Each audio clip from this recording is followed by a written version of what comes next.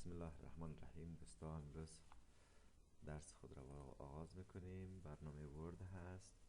این برنامه ورد دوستا ما مفصل دیگه درس نمیدیم، بخاطر که همه میفهمن که حال ورد چه قسم کار بشه، اما در ورد خیلی خیلی مشکل میخورن. این مشکلات را ما امروز در درس خود بر شما میگیم که چه قسم شما اینا را حل بکنید. یکی رایت و لیفت است. در قسمت رایت و لیفت دوستا، وقتی شما یک متن نوشته میکنین در این حالت که ورد باز میکنین، میایین از طرف اتومات چی میکنین؟ به طرف راست انتخاب میکنین. وقتی فارسی رو نوشته میکنین که مثلا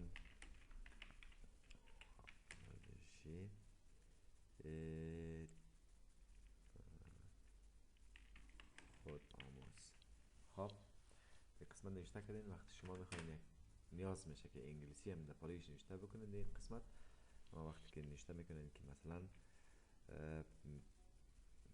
learning یا مثلا هر چیزی که نوشته میکنین اینجا، اما به دلایل مختلف انگلیسی شما به طرف راست رفته، شما نمیخواین اینجا باشه.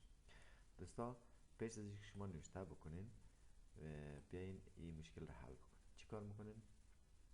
از این قسمت دیگه طرف راست انتخاب نکنین، متنتان هید نوشته نکنین، یا اگر نوشته کردین هم مشکل نیست، بیاین از این قسمت طرف راست بگیرین. این رایت تو لیفت تکست دایرکشن این مهمه، این مهم نیست. این دایرکشنش نشان میده که یعنی آغازش از کدام طرف باشه. اگر شما مکمل انگلیسی داشته باشین از اینجا اتومات به شکل دیفالت انگلیسی هسته، از طرف چپ هسته، شما میتونین که طرف راست دیده انتخاب بکنید. خب به طرف راست انتخاب کردین، اگر متن نوشته نکردین که هیچ، اگر نوشته کردین این به طرف چپ میه.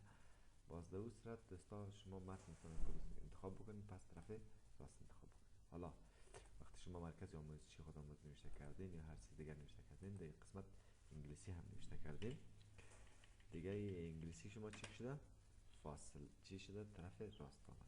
یعنی پس اگر شما بخواید نوشته کنید فارسی هر چیزی که باشه، مثلا من میآموزم، بس نوشته کردین، پس بازم نوشته میکنید انگلیسی I am learning، هیچ مشکلی پیش نمیاد، مثلا هیچ مشکلی پیش نمیاد. پس شما چی کردین؟ این مشکل را حل کرد. اگر دوستا پیش از اینکه متنتان آغاز بکنین اگر این کار بکنین بسیار خوب میشه که هیچ به مشکلی نمیخورین. اگر احیانا یادتان رفته بود باز بیاین از اینجا مشکل حل بکنین. خب این یک و درس دوم ما فارسی و انگلیسی نمبر است. خب دوستا سعی کنید وقتی شما نوشته میکنین در این قسمت یک عدد نوشته میشه فارسی انگلیسی هر چیزی که هست نوشته میکنین فارسی، اما شما ایره میخواین که چی باشه؟ فارسی باشه. دوستا ما ایره پیش از پیش تنظیم کردیم. میایم برای شما یه مشکل را میگیم که بیاین در قسمت آپشن و قسمت ادوانس بیاین. در قسمت ادوانس که آمدین میتو پایین بیاین در قسمت نومرل.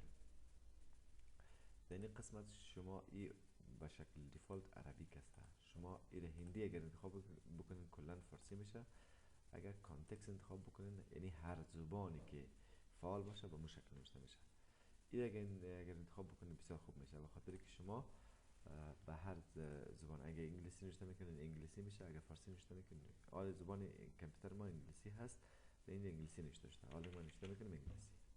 و بعضی اوقات شما میخواین که فارسی در قسمت نوشته شود، و اگر شما بیاین زبان انگلیسی کامپیوترتون فارسی بکنید باز اعداد میتونید که به شکل فارسی نوشته بکنید در قسمت.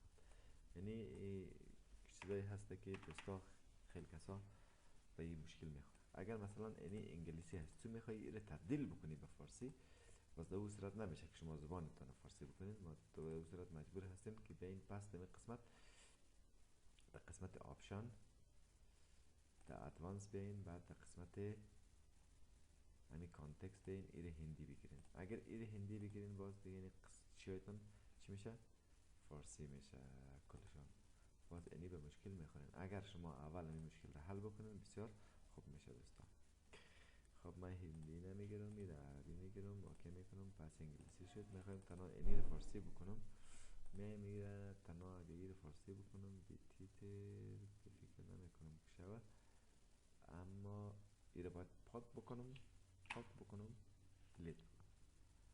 دوستا این رو باید دیلیت بکنم چون عدد است، عدد دیگه زیاد نیست. بعدش من اینجا نشته میکنم، زبانش فارسی میکنم، نشته میکنم هر چیزی که شد. خب چون من از اینجا این عربی گرفتم، انگلیسی نوشته میشه نیم ادوانس. پس در قسمت کانتکست میگیرم، اوکی میکنم. در قسمت زبانش فعلا فارسی است، نوشته میکنم، هر چیزی که نوشته کنم فارسی میشه. خب این حل شد. سومش هست تیبل. دوستان ما شما در تیبل خیلی مشکل دارن. تیبل را وقتی انزرت میکنن من در این قسمت تیبل ایجاد کرد.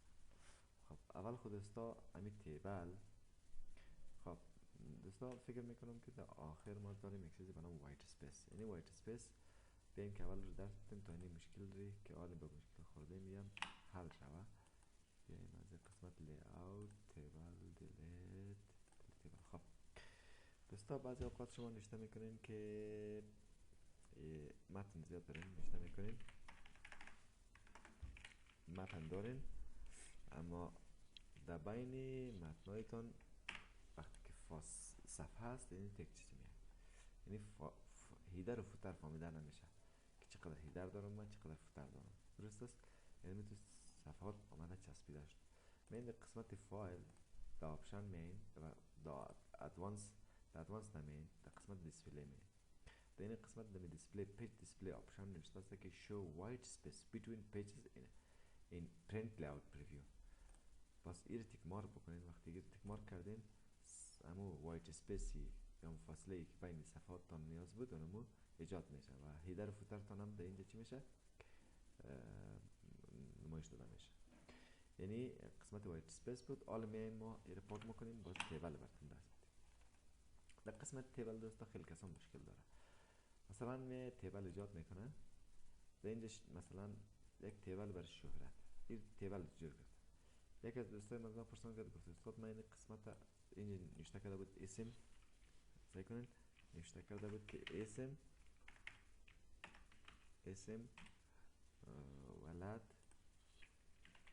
ولد و همین تو تیبل خلاصه کلان پر کرده بود. در این قسمت میخواست که یعنی قسمت تیبل را حذف بکنه، هر کار کرد این کار را نتونست. سعی کنین اگر ما شما این انتخاب بکنیم بین قسمت لی اوت، در این قسمت ما یک آپشن داریم بالا می دیلیت سل میکنیم، این نمیشه، میگه که از طرف راست بخواهید از این طرف کم میشه. پس این یک مشکل هست، یک جنجال هست بر ما میخوایم که از اینجا حذف کنیم اما از اینجا حذف میشه. این حالی دوستا ما شما این نوشته کردیم اسم، این نوشته کردیم ولد، حالا تب را میزنیم بجای که این تو پیش بیه برعکس میره. دوستا این تیبل ما شما به شکل دیفالت که هست انگلیسی هسته، این انگلیسی را بیاین سر تیبل راست کلیک بکنین. وقتی راست کلیک کردین تیبل پراپرتیز را انتخاب بکنین. وقتی تیبل پراپرتیز انتخاب کردین بیاین این قسمت بر ما شما نوشته است رایت تو لیفت، یعنی تیبل خود را برای فارسی عیار بکنیم. وقتی برای فارسی عیار کردین تیبل در مرکز اگر انتخاب میکنیم، بعضی اوقات اگر متن چیزا باشه تیبل در قسمت احتمالاً تیبل خرد باشه، دو خانه باشه، بعد این مرکز انتخاب بکنین. اگر در مرکز میخواین یا طرف راست میخواین، چپ میخواین، هر چیزی که میخواین. تکست رپینگ یعنی در اگر این انتخاب کردید در دو طرفی راست چپش نوشته نمیشه، طرف تا بالای تیبل متن میایه. اگر انتخاب کردید در چهار طرفش هم جای باشه نوشته میشه. خب این انتخاب میکنیم و مرکز انتخاب میکنیم. این دو بهترین گزینه است. طرف راست میمیره چی میکنیم انتخاب میکنیم، یعنی تیبل ما طرف راست میره. سعی کنید طرف راست رفت. یعنی اگر شما بیاین قسمت نوشته کنین اسم با مجرد که تب بزنین اتومات خانه دو میره، اسم ولد. درست است؟ تب خانه سه میره. همین به این ترتیب نوشته کردیم.